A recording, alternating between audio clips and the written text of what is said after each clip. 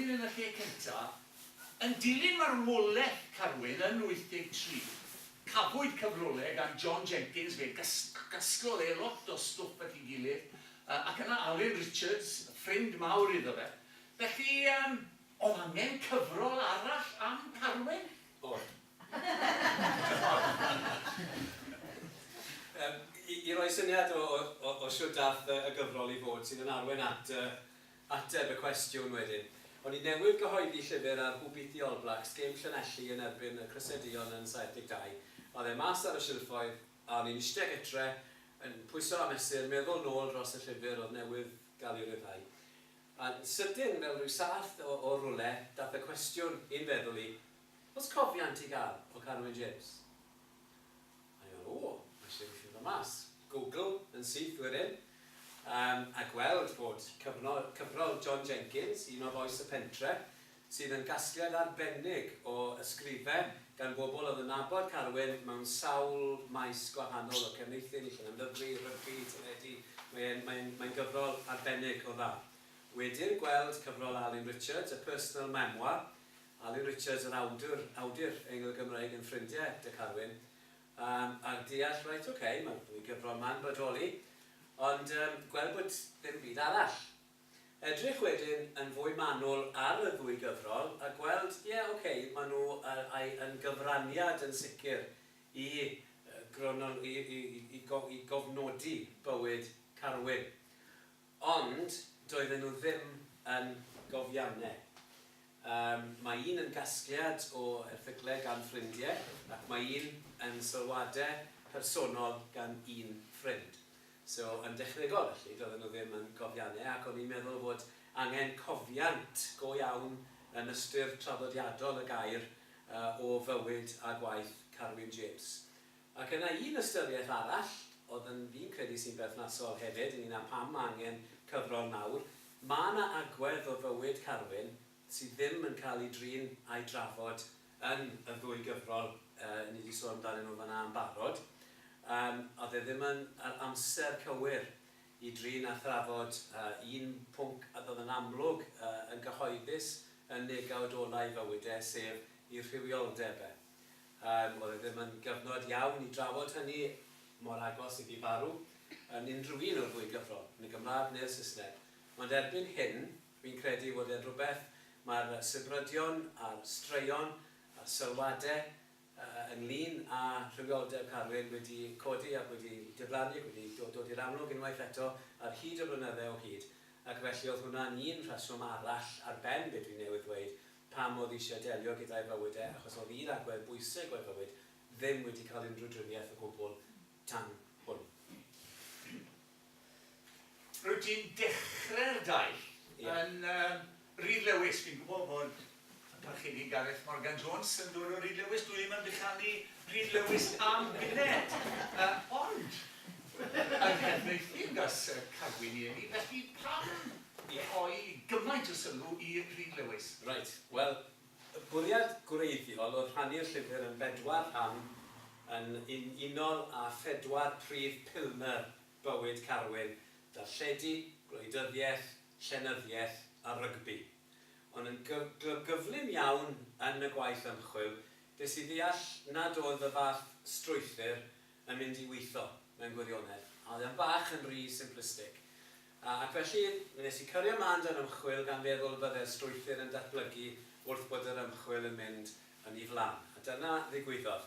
Fe ddath yn amlwg i fi fod y perthynas, nid yn unig yn wir am Carwyn, ond mae yn wir iawn am Carwyn ei hunan, bod perthynas Carwyn a lle ac a chynefin yn rhywbeth ganolog bwysig iddi fywydau. Ac oedd y ffordd oedd y berthynas rhwng ble oedd e, o ble oedd e'n dod, ac o ble oedd e ar unrhywadeg yn ei fywyd, mewn cyd-destun i ble oedd e wedi dod o'n wreiddiol, yn rhywbeth oedd yn bwysig iawn yn ei fywydau. Fi'n dyfynnu'r bardd B.T. Hopkins o ardal Ceredigion, bar un i bren heb ei wraidd. Ac mae mynd at y gwraidd yn bwysig i ddeall Carwyn. T.H. Parry Williams oedd y bardd nath gydio yn Carwyn gynta. Pawb yn gweud mae Gwenallt oedd ei hoff faddau, dwi'n yn siŵr. Fi'n credu mai T.H. Parry Williams oedd ffefryn Carwyn yn hynny. ac oedd e yn licio'r ffordd oedd T.H. Parry Williams yn dod a dweud newydd i hen bethau, ac i hen egwyddorion ac i hen wirioneddau yn cael ei dweud mewn ffordd newydd. Oedd Carwyn yn licio ar hwnna. A fe ddatblygodd e'n naturiol, fel i ni gyd yn gwybod, yn gyfathrebwr heb iaith, y Cymraeg greulus safonol, ond hefyd allai fe fod wedi dadle yn Saesneg gyda gwleidyddion amlyca San Steffan. O, yn sicr. A'r dylanwad ieithyddol yn ddiddorol yn dod nôl â ni at Rhyd Lewis. Achos oedd iaith Rhyd Lewis i bob pwrpas oedd iaith aelwyd cefnithin i'r teulu. Ac felly oedd hwnna'n dylanwadol ieithyddol arall ar Carwyn. A pryder iaith i fam yn ôl y teulu a'r cymdogion oedd yn cofio yn dylanwad bwysig arno fe. Oedd Miss Dora ddim cweit mor keen a iaith Cwm Gwendraeth, ond hi'n cyfeirio at iaith y crits yn yr ysgol fel iaith saffredig Cwm Gwendraeth. Oedd hi'n meddwl bod nhw wedi llygru iaith yn barod hyd yn oed nôl mor bell â hynny. Ond oedd hi'n dod o cricket, so hi'n gwybod beth oedd hi'n safbwynt hi. Ond fi gafodd e'r Saesneg eto, mae hwnna'n dod â ni nôl, nid yn unig i'r athro Saesneg, ond i'r ffaith bod e wedi cael ei eni yn Cerfeithin. Oherwydd wrth gwrs i bod e yn gymuned Gymraeg, capeli a sefydliadau Cymraeg, ond wrth gwrs oedd e'n dipyn fwy Saesnigedd na bydde Rhyd Lewis. Ac felly oedd e fwy o fagwraeth ddwyieithog iddo fe yn Herneithin, na bydde fe wedi cael petai e wedi, fel y lleill, wedi cael ei codi a fagu yn Rhyd Lewis. Ond Aberystwyth hefyd, pobl fel T.H. Parry Williams a Gwenallt, blwyddyn ola Gwenallt, ydy fe pan oedd nage, blwyddyn ola T.H. Parry Williams yn ystod gyrfa Carwyn. Ie. Oedd Gwynfil Rhys, yr athro rygbi yn y Gwendraeth, oedd e wedi bod i Aberystwyth, ac oedd e wedi astudio dan T.H. Parry Williams a Gwenallt hefyd, ac felly oedd amlwg oedd hwnna yn dynfa i Carwyn. Oedd gofyn, fel sydd nawr mae'n siŵr, o speles i fi bod mewn prifysgol, i lenwi dewis o 3 lle, o'ch chi eisiau mynd i wneud graf. Oedd Carwyn wrthodd llenwi'r ail o drydydd. A dim ond rhoi Aberystwyth, nath e. Na'r unig le yn mynd i fynd, a na ni oedd ddim ots dweud beth oedd yr awdurdodau'r sefydliadau yn dweud fanna oedd eisiau mynd, a na fe gafodd ei ffordd. Mae'n siŵr gall e siom ar un lefel wedi cyrraedd, oherwydd bydde fe ddim wedi gwneud unrhyw astudiaeth o waith T.H. Parry Williams na Gwenallt ar y cwrs yn y brifysgol ar y pryd. Bydde fe wedi dysgu mwy am waith y ddau yna yn y Gwendraeth na bydde fe wedi gwneud ar y cwrs oedd yn cael ei dysgu ganddyn nhw. Ac ar ben hynny, oedd T.H. Parry Williams yn benodol, ddim yn un oedd yn cymdeithasu rhyw lawer gyda i fyfyrwyr, ac oedd yna rhyw led braich rhwng fe a'i ddisgobion tan i un peth ddigwydd fe briododd e. A wedyn fe oedd Lady Amy o Pontyberem, Amy Parry Williams, fe nath hi a fe mwy mewn i fudiadau cymdeithasol, fudiadau Celtaidd ag ati, a fe nath y disgyblion i'w nabod e yn well wedyn yn ôl y sôn. So fe fydde fe wedi mwynhau cymdeithasu a siarad gyda bydde, heb os, ond bydde fe ddim wedi cael fath beth i wneud gyda'i gwaith nhw, yn sicr. Grafio felly, dysgu, a fe ath am 2 flynedd i ysgol ramadeg y bechgyn yng Nghyfyrddin, ac yna am 2 blynedd ar ddeg i goleg Llanymddyfri. Nawr, ydych chi ddim yn meddwl am rywun un o'r werin fel petai yn mynd i ddysgu i goleg Llanymddyfri. Ac ydy e'n wir dweud o bosib ddath e'n bennaeth y Gymraeg yn Mholeg Llandyfri yn y diwedd, ond doedd na ddim rhyw lawer o fechgyn yn ystod y cyfnod yn neud y Gymraeg yn oedd e. Os oedd na lefel A, ac oedd e, dim ond 1 neu 2 fydde'n dilyn y pwnc. A'i cilo wnaeth e i goleg Llanymddyfri, a'i cilo wnaeth e i goleg y Drindod wedyn ni, oherwydd oedd neb yn mynd i raddio yn y Gymraeg yn ystod y cyfnod y goleg y Drindod, oedd e. Oedd e moyn y llwnydd yma ar ware teg i ymgymryd a'i ddiddordebau eraill. Wi ddim yn credu mai dyna oedd yn wir pan nath e i Llanymddyfri yn y lle cyntaf.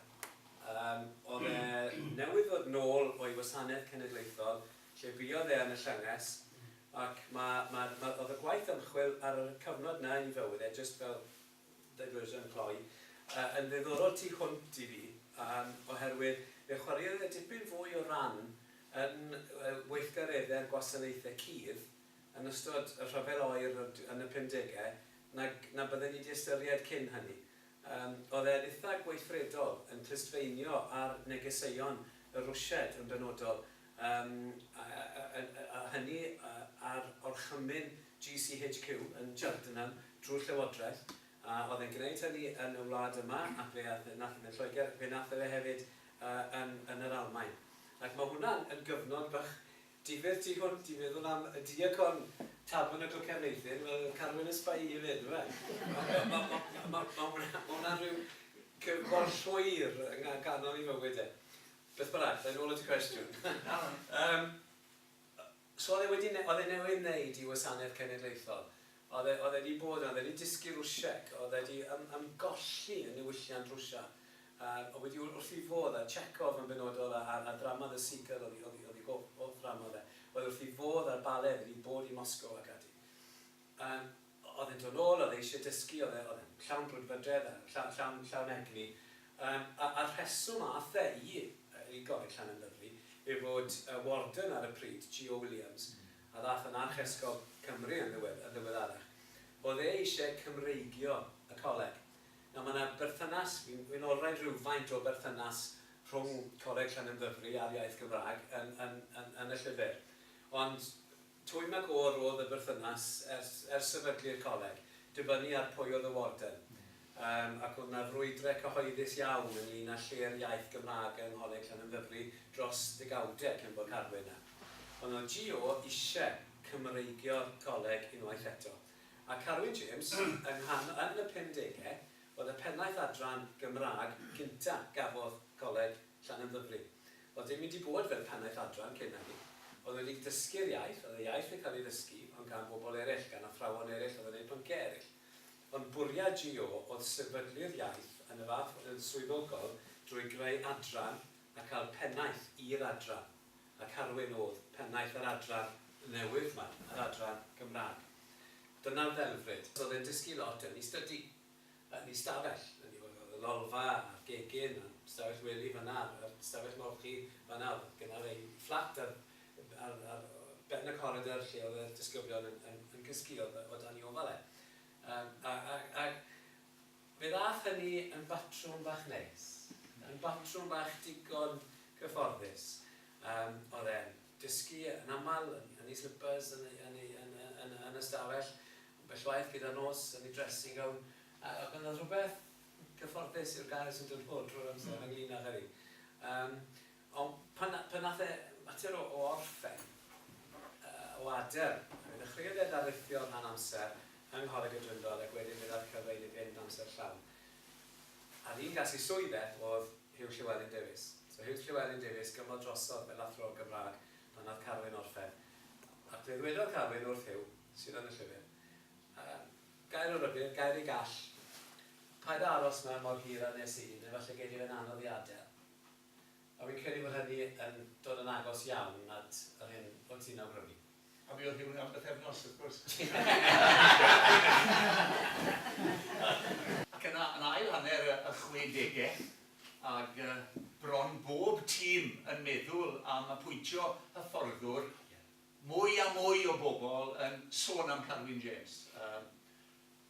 Taith Zela Newydd i Gymru yn 67, tîm o dan Ian Kirkpatrick, nage, Brian Lower neu Ian Kirkpatrick, dwi'n yn cofio.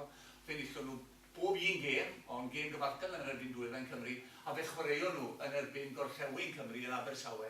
Prynhawn hafaidd yn mis Medi, ag Zela Newydd yn ennill, ond oedd hi'n gêm ryfeddol. A pwy oedd yr hyfforddwr? Carwyn. Gollon nhw'r gêm, ond mwy o bobl yn siarad am Carwyn. Felly, erbyn 70, a'r chewod yn mynd i Zela Newydd, oedd enw Carwyn yn y newyddion.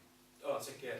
A beth oedd yn wir am Carwyn drwy fywyd, oedd e ddim yn unig yn codi i broffail yn y byd rygbi, ond oedd e'n codi broffail yn y byd gwleidyddiaeth. Fe ddath e ymuno â Phaid Cymru yn Llanymddyfri.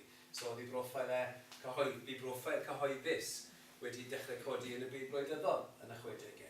Oedd e wedi cyfrannu mwy a mwy at ddarlledu. Fi nes i ar draws y rhaglen gyntaf nes i ffindo i Carwyn wneud i'r BBC oedd nôl yn 1958. Ac felly oedd hwnna'n unwaith yn dechrau cynnar i gyfrannu i byd darlledu, a fe nath ei godi i broffail y byd darlledu yn yr un cyfnod. Felly ar bob lefel oedd Carwyn yn codi i broffail. Felly oedd e'n anodd i osgoi fe wedyn, ynddo fe?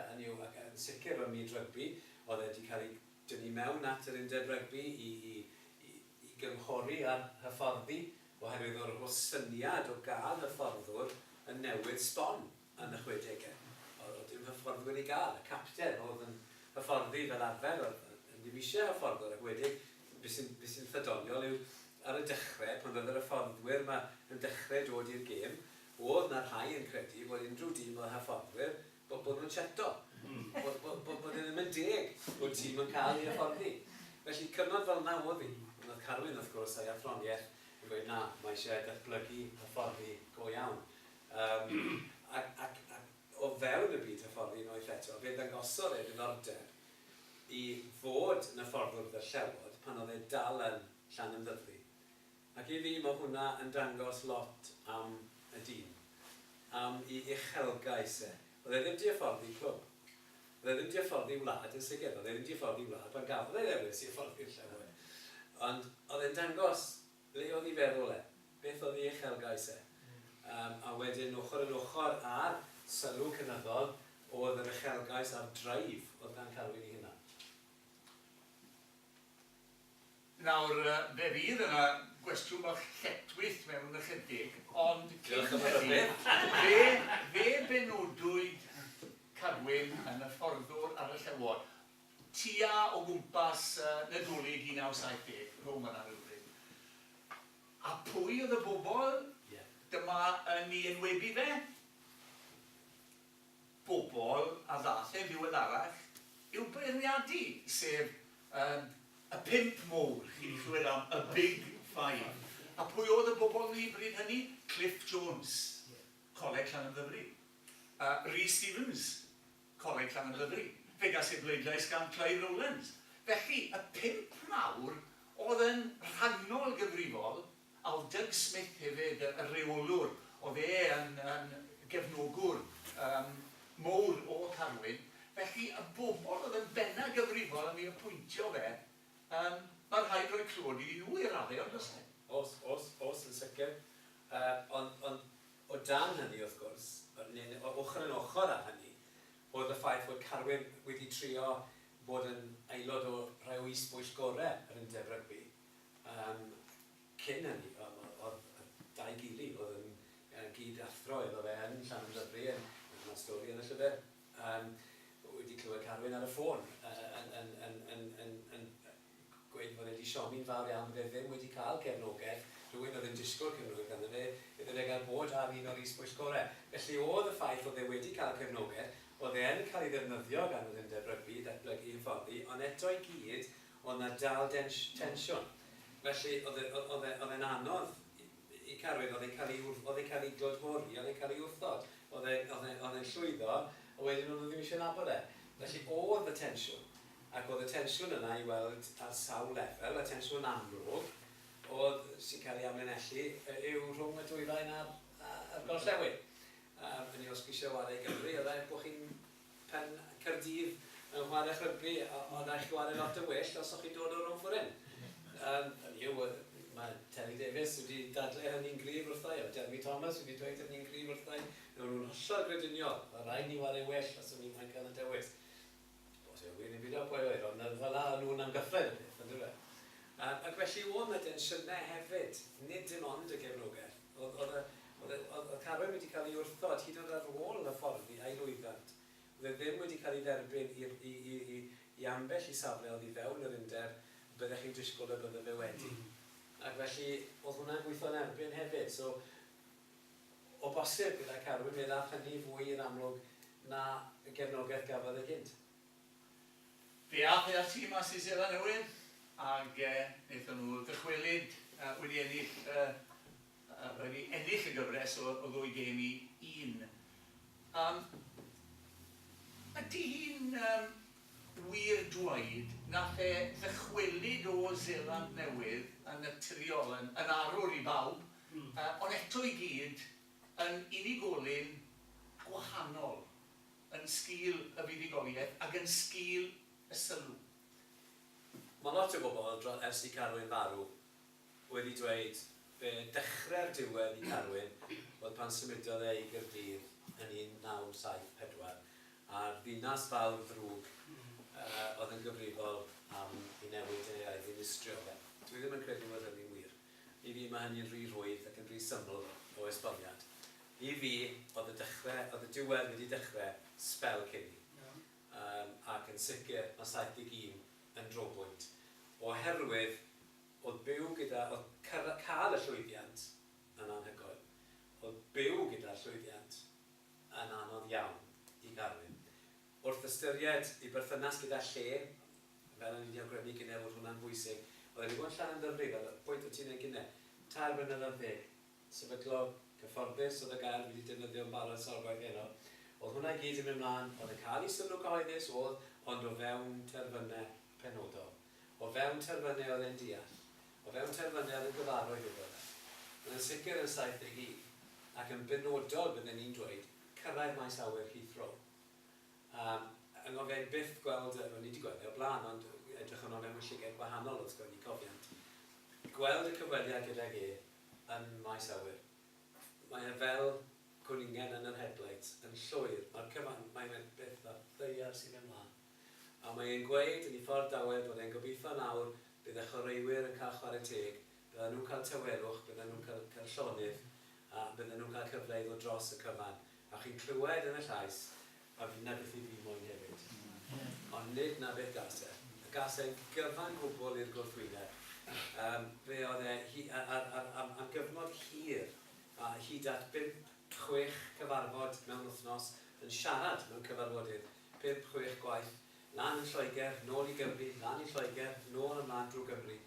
Ac yn gorfforol, mae hwnna'n mynd i leddfu yn trwy. Yn emosiynol, yn enwedig os ydych chi'n un sy'n gwneud hynny, nid achos bod chi'n credu ynddo fe, ond achos bod chi'n ffili gweud na. Gai orffen, ti wedi bod yn ddewr iawn trwy gynnwys penod am rywioldeb Carwyn. Petai e o gwmpas nawr, bydde ddim yn broblem. Ond bydde Nigel Owens a Gareth Thomas wedi chael un anodd yn y 70au. Felly, wyt ti'n argyhoeddedig oedd Carwyn yn hoiw? Right, let's get i fyny. Pan ges i'r comisiwn i sgwennu'r llyfr, a pobl yn gofyn fi beth i'n neud na'r Alun, o'n i'n gweud wrth i sgwennu cofiad Carwyn. Ar ôl rhyw 6 mis, o'n i'n blino'n llwyr ar ymateb o'n i'n cael, sef pobl yn gweud, o, ti'n mynd i brofi bod Carwyn yn hoiw te, wyt ti? A wrth i, na, nid yna'r bwriad. Nid yna'r bwriad y gyfro. Fe fyddai'n ymwneud â'r pwnc oherwydd i fod e'n un canolog i fywyd Carwyn. Ond ar hyn o bryd, dwi ddim hyn i'n siŵr i ba lefel allai weid oedd e yn ebido. Ar ymchwil bydd yn dangos hynny. Dwi ddim yn bwriadu mynd ati er mwyn profi. So mae pam o bobl mor obsessed ar ffaith mae dyna beth o'n i'n mynd i wneud. Ond fe fach na bod fi wedi cynnwys y benod, achos mae'n ateb pobl oedd yn gweud pethau fel yna wrthau. Ond sa'n bwynt ti... Ac ar ôl darllen y benod, wrth gwrs, does na ddim sicrwydd i fod e. Na. Mae hwnna yn rhywbeth na'i bwysleisio. Fe ges i sgwrs gyda Nigel Owens ynglyn â hynny. Fi'n dyfynnu Nigel am hwnna. A brawddeg Nigel, reit ar y dechrau, cyn bod fi'n neud yn ymchwil go iawn, yw dwi ddim lan i ti benderfynu os oedd e'n hoiw yn y byd os nag oedd wedi gweud i hynna. Rwy'n si ffain digon teg yn cymryd hwnna wrth Nigel Owens yn ddi-gwestiwn. Ond wedi dweud hynny wrth gwrs, ond yn neud yn fwy anodd i ddau, achos oedd e'n ei wedyn weithio mas, pa mor bell o'n i gallu mynd, beth o'n i gallu dweud. Byddwn ni'n crynhoi yn gloi nawr ar y diwedd, a dweud yn rhan o'r broses yma o colli golwg ar y gwreiddiau, yn rhan o'r broses yma o fod yn enaid clwyfus, sydd yn dem arall dwi'n defnyddio am Carwyn, ochr yn ochr ac y thrylydd. Oedd yn y thrylydd ond yn enaid clwyfus. Yn yr ochr enaid clwyfus o'i fywyd e, oedd e'n ymrafel, oedd e'n trio deall pwy oedd e. oedd e'n trio deall beth oedd yn digwydd iddo fe. Ar un cyfnod yn mywyd Nigel, os darllenwch chi lyfr Nigel, neu glywch chi fe'n siarad, oedd e'n gweud, just cyn y cyfnod pan driodd e cymryd i fywyd ei hunan, wedodd Nigel fod e ddim yn fodlon derbyn beth oedd yn digwydd iddo fe.